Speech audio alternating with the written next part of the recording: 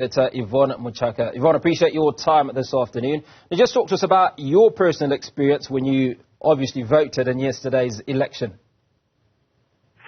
Thank you so much, Hugo, for this time. So yesterday I went to my polling station in Chitungwiza, from Gisai Primary School, for Zengeza East, Ward 15.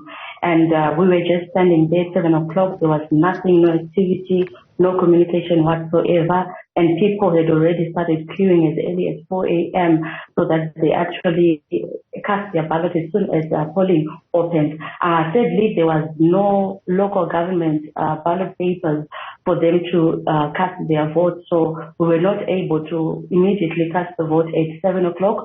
Our polling station opened at 9 a.m., which was actually better compared to other areas. So I was able to cast my ballot at around 10 a.m. The queues were moving steadily as people were voting. So that was my personal experience. However, when I went around in other areas that were also conducting elections, I even left a polling station at Chembira Primary School in Glenora at 1:30 a.m. and there was nothing. There was no communication from the presiding officer. There was no In fact, the voters were closed out from the polling stations. The gates were closed. We tried to knock for them to allow us to get in as local media, just to find out what exactly was the bottleneck, given that other wards with the same councillor did actually cast their ballots. But this particular polling station,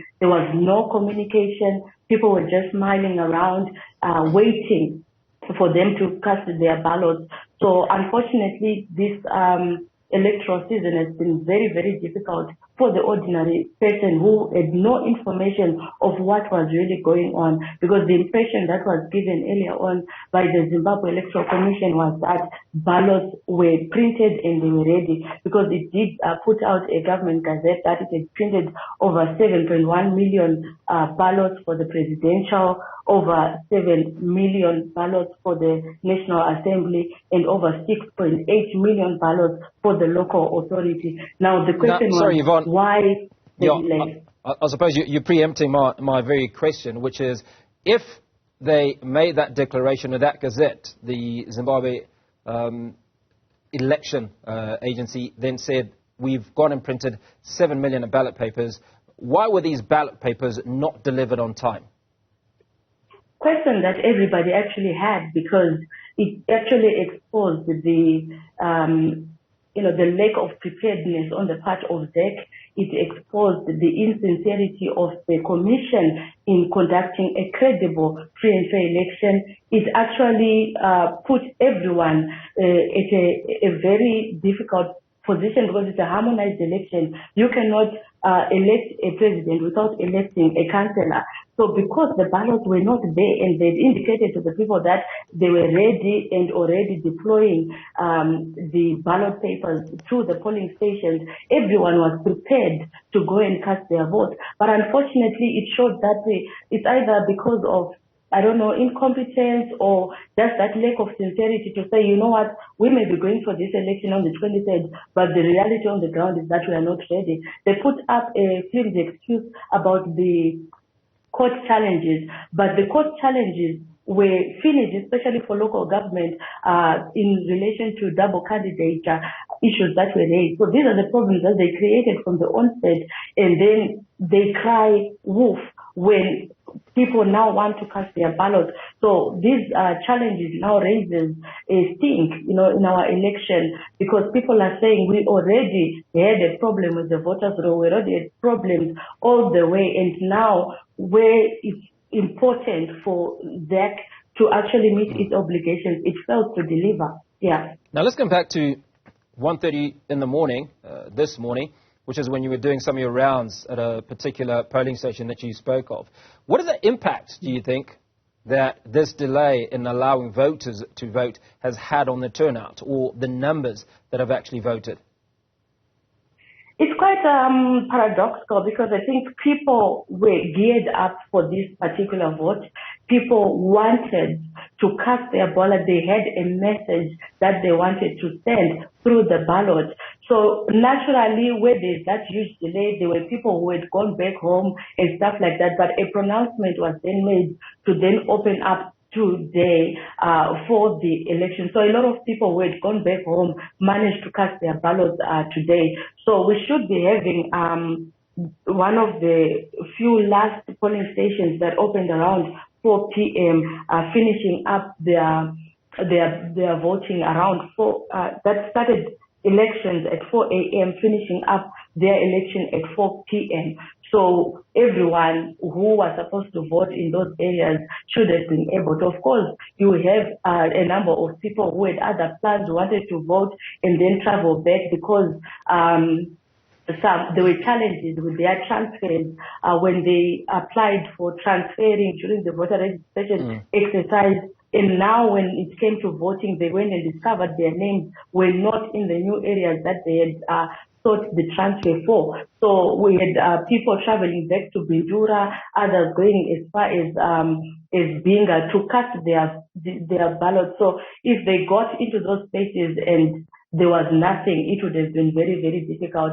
But suffice to say, a lot of people turned out because they said, actually, this has made them be resolute to say we want to put our message across and we are going to do it through voting. It was really disheartening seeing elderly women in the cold sitting there at the polling station saying they don't know, they don't have any communication. They've now started calling home to say, please bring me a blanket, please bring me food, you know. So the confidence that the people had. So are you suggesting that some people actually slept at the polling stations waiting for their opportunity to vote? They did. They did, Hugo, because the thing is, they were not sure. Why? Because they were told in the morning that there's been a slight delay. So they were just waiting for that slight delay, the slight challenge that the presiding officers had mentioned to them would be resolved quickly. So they were staying in anticipation of the ballots to arrive. And 1 hour turned into 2 hours for some, turned into 5 hours, and for some it actually turned into a good 18 hours. So people did wait at these polling stations. The elderly, it was quite encouraging though, because then you realize that everybody wants to participate, wants to exercise their democratic right to vote and elect leaders that they can trust. Yeah. Yvonne, let's take you to a story that we read a little while ago, and that speaks to the events surrounding the police raid on the local election observation data centre and the subsequent arrest of staff from watchdog organizations. How much do you know about that? Well, we've read that in the news as well because we've been in different places since everyone is going everywhere. But we heard about this raid on Zesni and ERS, which is really unfortunate because we are perpetuating a culture that has always been there. We know that the MDC then command centers would be raided, they would take computers and everything. But now the efforts have spread across different civic society organizations to say we want to ensure the credibility, we want to at least safeguard the vote of the people by making sure we have observers in all the polling stations around the country. And so these centers were established to collect data, raw data coming from the polling station directly. So we know that where there's fear, there's always this irrational activity that then takes place. So this raid is nothing new.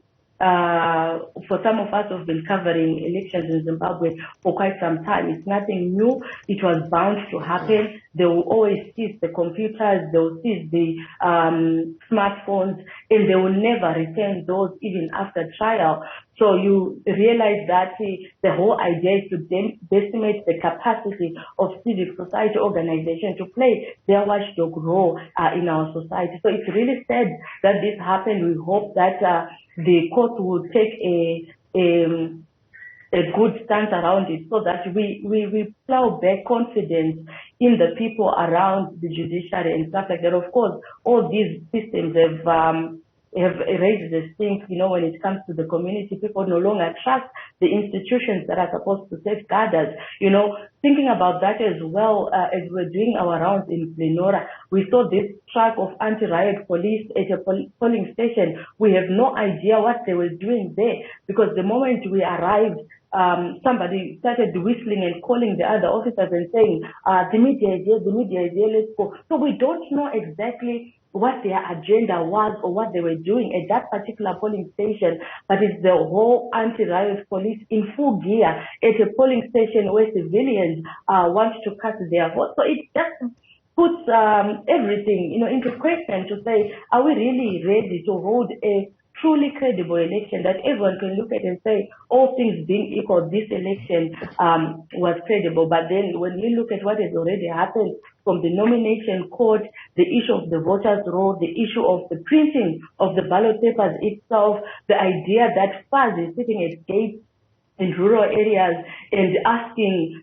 voters for details, interrogating them just before they go in to vote. It shows some of the challenges that we are facing. And we have challenges also with some presiding officers refusing to give us information around what was happening at their polling stations. I had one of my journalists in Uzumba, Maramba Fongwe, in Uzumba in particular, who was threatened by one of the presiding officers and who was very adamant that he was not going to release any information around how many people were expected to vote and how many people had actually managed to cast their ballots. So these are some of the challenges that we began to face as we tried to gather information. And so you'd realize that these observers, they were stationed at these polling stations gathering the same data that probably they don't want the rest of Zimbabwe to know what exactly is going on. So I think that would be the major challenge. It's nothing new. We've seen it before, and we're just hoping that whatever is happening, at least there should be some distance in people